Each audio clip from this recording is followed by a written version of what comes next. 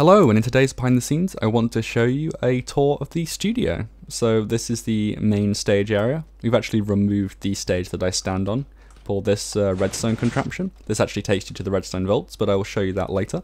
Up here we have a very high ceiling. This is actually all built by just me originally, quite a long time ago when I first came up with the idea for Indev.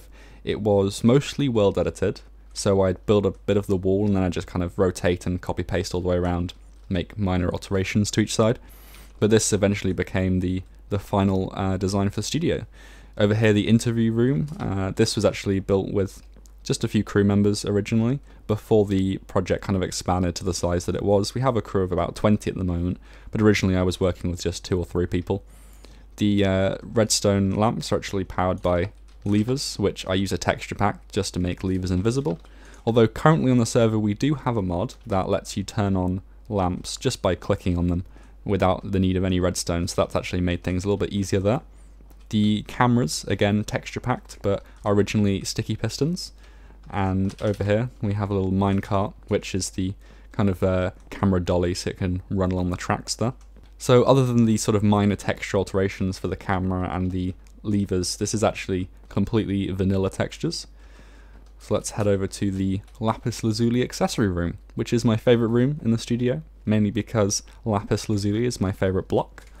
And the idea of this is that I wanted to have the lapis appearing like water flowing down from the roof to the floor, which is where it actually meets the water streaming in from here.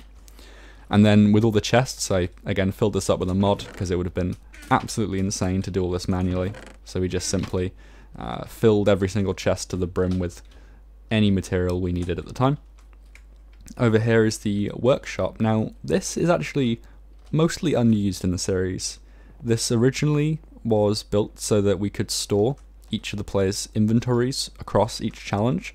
So for example, in week 2, when they pick their materials for the build, they place them in the chests in their particular area, and then in week 3, on the survival island, when they have a chance to take 1 stack with them, I just simply moved the items from their chest into the boat.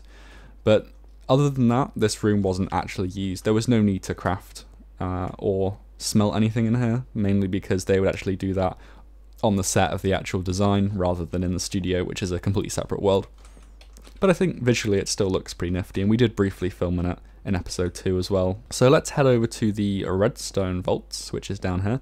Now when I built these, I kind of put them in the wrong place, let's say. I didn't quite line it up with the studio, so instead we have to pop over here to actually get down to them. And this was built by basically removing a huge chunk of the world underground through World Edit, and then filling in the actual sides with black wool. If I fly over here, you might notice where the light from this crystal has actually lit up the wall, and you can see that it's just black wool. Although in the video I actually texture black wool to be one flat shade of black, just to keep the illusion that this room is kind of infinitely large. But it still seems to have a pretty good effect, even without the texture back on.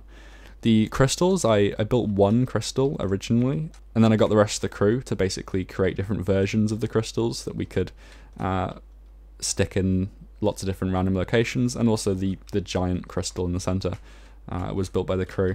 And it's actually a jumping puzzle. You can make it all the way around the edges and into the center, which is pretty cool.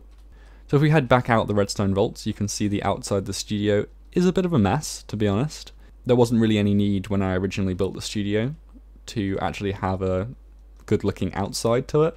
It was only ever going to be filmed on the inside, so that's why the outside basically looks like the remains of a lot of world editing, which I never got around to actually tidying up. And a lot of levers to power all the lights in the studio. You probably don't want to see our electricity bill.